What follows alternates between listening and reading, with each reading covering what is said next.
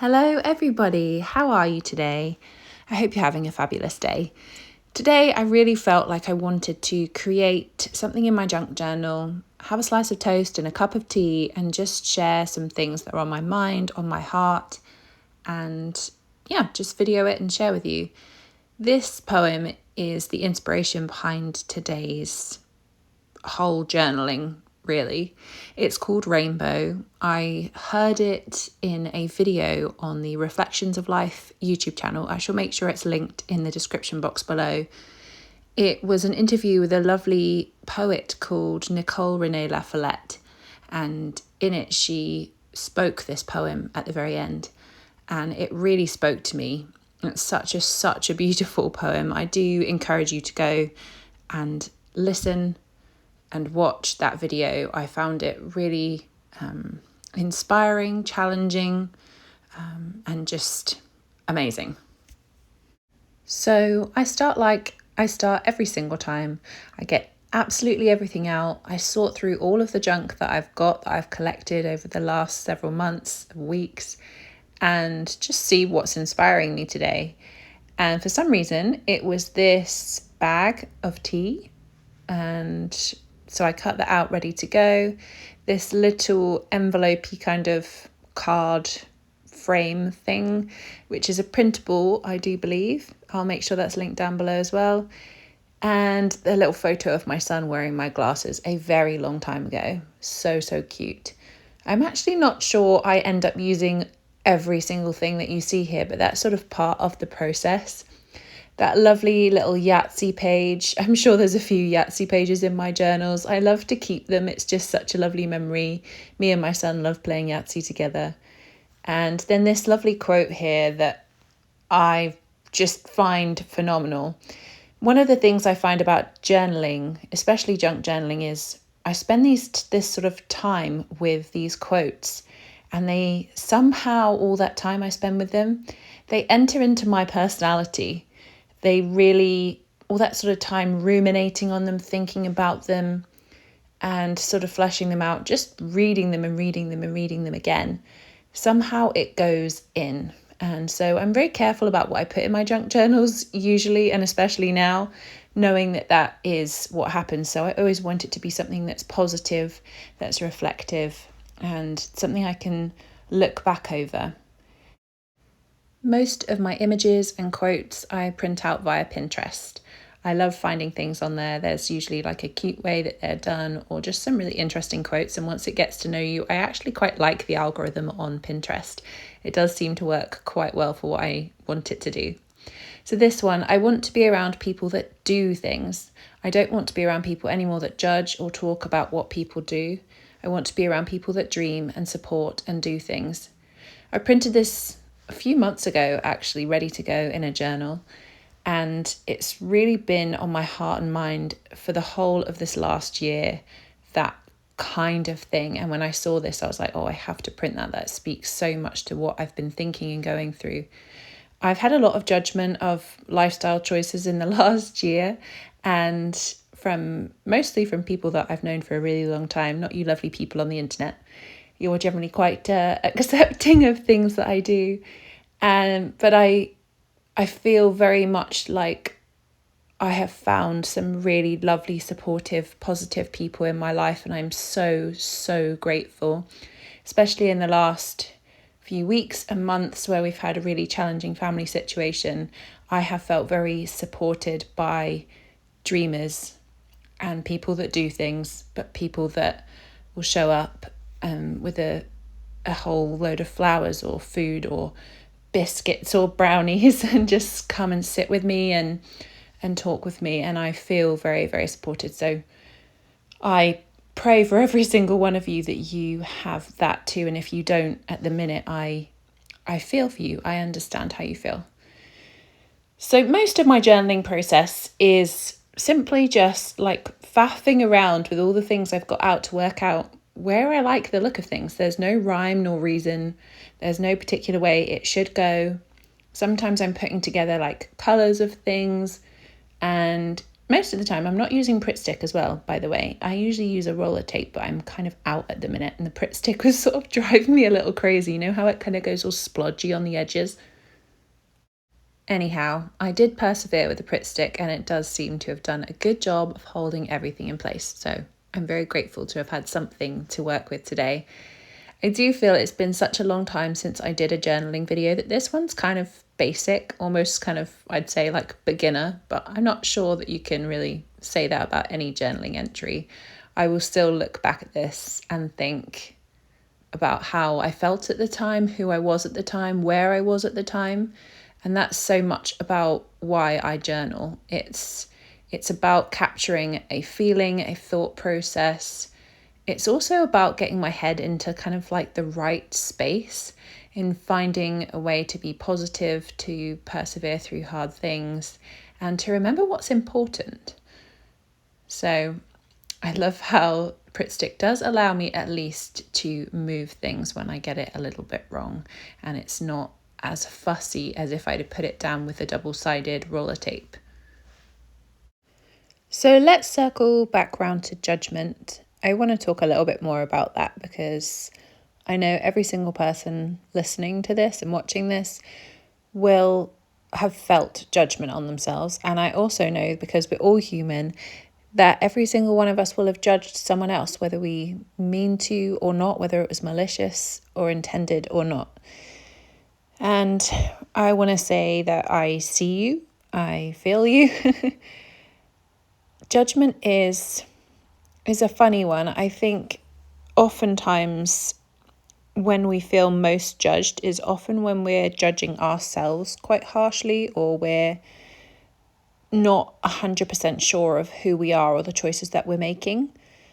And it is something that I am super working on. I think that's probably why these two quotes come together in this journal entry, because I've been on a huge journey of kind of self-discovery over the last few years for various reasons, thanks COVID and other things that happened at the time. And I do feel very much like I judged myself, and yet also at the same time I feel very judged just for existing in so many ways. I have been judged on the way that I sound, that my voice sounds posh, and people make judgments because of that. I have been judged on what I look like. I think everybody does that. We all do that very, very quickly. I have been judged based on what I look like in terms of whether I look put together, whether I look healthy, whether I've put makeup on that day. I have been judged on the decisions I make with my kids. I think this is one that is very, very large and complicated, and it's so tricky. I've had a lot of assumptions made about me, and that has been really challenging. And again, this isn't from people on the internet. You're all very lovely. It tends to be people in my real life who look at me and look at my life and make assumptions without asking questions, or they assume that they know everything about me already, or the way that I think. And I've been reading a book called The Four Agreements by Don Miguel Ruiz. Probably lots of you have read this book. It is a really interesting book. It's very, very short. It's very concise. And one of the four agreements is to not make assumptions. The writer says the way to keep yourself from making assumptions is to ask questions. Make sure the communication is clear. If you don't understand something, ask. And I can't tell you how many times in my life I just wish that people would ask me instead of making assumptions. So then I could try my hardest to communicate clearly how I feel about things. And I suppose sometimes I make a decision based on a gut feel rather than anything super cerebral or easy to explain. And then that can get quite complicated. But most of the time, I can at least pinpoint why I chose to do something, or why we as a family are choosing to do something. And then that would stop a bunch of disagreements or arguments or bad feelings. Anyhow, should we get back to the journaling? So I have a bunch of stamps that I picked up at a charity shop ages ago, and I love adding these to the journal. I love that beautiful one of the bird. And then I've got washi tape that I bought years and years ago, which is somehow still mostly sticky. And so that's gone in there. And then again, for a few years, IKEA did these kind of like little sticker books. So I got every single one of those that they ever did, I feel like. And then some of those little stickers have gone in there as well. And then I just got a pen and just did some doodling. That's one of the things I really like to do, is just to layer. So washi tape, some scrap paper, old stamps, and then layers of little bits of paint, or maybe get the pen out and do little text doodles or little dots or little arrows or hearts or something. All those things in a journal makes it more personal. Here's another one of those IKEA stickers, and thankfully they're not sticky enough. That means I can unstick it and re-stick it where I actually want it to go, because I just sort of did it without thinking about it. But they're a really, really cute little addition, and they're kind of like papery. So my lovingly typed out poem got wet on the table. I just put it down and it got wet. And instead of retyping it up on my typewriter, I thought I'll just write it in by hand. And whilst I wasn't in the mood to do a kind of fancy font, I just thought I will just do a really basic written up version of it, and it'll probably fit the whole page, and it'll be just that bit more personal anyway. So as I mentioned at the beginning, this is a poem called Rainbow by a lovely poet whose video I watched.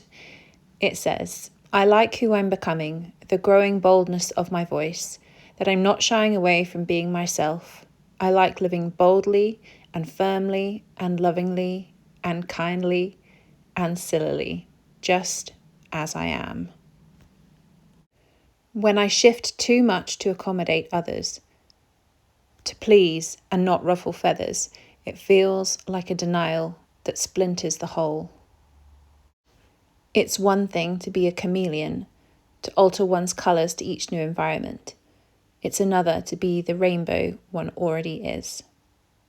Who doesn't pause to admire a rainbow?" Now, of course, it would have felt a bit wrong to have done this poem without actually painting or drawing a rainbow of some sort. So I got my little watercolour set out and my little squishy water pen and drew a very, very basic rainbow. But I kind of like how it came together. It's not perfect, but as you probably have noticed, that's not really my style anyway. It was very rustic, and it means that when I'm reading through the journal in years to come, I shall just be reminded of, I guess, my imperfections. And although a rainbow is perfect, we as humans never can be. And anyway, I think it's cute. I also went over with a pen and emboldened the words that really mean a lot to me, that I want to make sure I see every time I flick through. And that's, I like living boldly, just as I am. And then I underlined, who doesn't pause to admire a rainbow? And I don't know about you, but I've realised lately I've spent a lot of my life trying to make myself smaller, trying not to stand out. I think the parts where we stand out are the bits where they're different, they're surprising, they sometimes can be shocking to other people. And I think there are probably a couple of types of people. There are the people that really know how to live out loud, that have figured that one out. And then there are people like me that are figuring it out. I am in the process of working out what that means and how to do it in a way that doesn't hurt other people, but also is also true to myself. And then we have the added complexity of making sure that fits with the family that we live in, with all the characters in our home. And anyway, yes. So onto this other page, I've put some beautiful washi tapes. One of the William Morris ones is on there. And then this gorgeous painting that I printed out. And then every so often, I remember to pick up leaves, press them, and then several months later, I take them out and I laminate them. And then obviously I've cut it out and I've stapled it in. The stapler has become a real important part of my journaling process. It's a really easy way to get things in there that, of course, then they don't really come out, they don't move around, and it can get some random bits and bobs in there, which I think makes it look kind of interesting, gives it dimension. And that particular piece of ivy comes from just up the road. Very, very pretty. And then I've got these clear stamps, which I thought would just add a little something extra, pick up on some of the colours in the rainbow as well. And yeah, I was just kind of picking through them. This particular heart one did not want to come off its plastic backing. I don't think I've ever used it before, so that was really fun. And then these VersaFine inks are phenomenal. They always work really, really well. And it looks really great, I think. One of the things I've really come to love about journaling is just keeping it really simple. I've got a local scrap store, which is somewhere where I can go fill up a bag of sort of scrap bits and bobs for like £1. All these different craft supplies that no one wants anymore. And I could probably fill up a bag for £1 and use that for an entire year, along with a few different bits I printed off, maybe a few photos and a few bits of actual junk that came through the door, or bits I cut out, or envelopes. I don't need all the fancy stuff, and most of the time I'm simply just using a pen, maybe some watercolours, a few printouts, a few bits of tape. And again, I can pick up the tape, and I have picked up some really nice washi tape in the scrap store. So my junk journaling has been taken to another level, and it means that I haven't had to spend very much money on it at all in the last few years, and it keeps me really inspired. All's that to say, I don't want any of you watching this to feel like you can excuse yourself because you don't have enough money to start, because you could literally just get any old book that you find, turn it into a journal, go to the scrap store, buy a bunch of old papers and some funky stamps maybe, and grab a really cheap stapler and a few pens and just get going. There's no excuse to not get going and start journaling if it's something that you want to do. So I'm just adding this little tab at the top. I love adding little tabs at the top or the side. It just adds a little something, and it can be a helpful thing to do if you actually want to find a page, but I tend to do it at random. And then on the previous page, I just put that little brown sticker on there and wrote dream, again just to emphasize kind of what to me makes that page important. Then I'm just adding a few extra bits and bobs, like this little arrow to point to that little phrase, every day is a new beginning. That's just to remind myself that whilst I am becoming, it's just so important to remember that not every day is going to be perfect. We are human and we fail all of the time. And anytime you might think you've seen someone that is doing something perfectly, you're almost certainly wrong. They're almost certainly messing up in some way or other, or they're letting something drop. It's so difficult to try and hit anything resembling perfect as a human. Then I'm just adding these dots just to make it extra cute. And that's all for today, folks. I hope you enjoyed this journaling session. I know it was a bit basic, but it's nice to be back with doing a journaling video. So I hope you enjoyed it. Thank you so much for watching, and check back soon for a new video or podcast episode. Bye.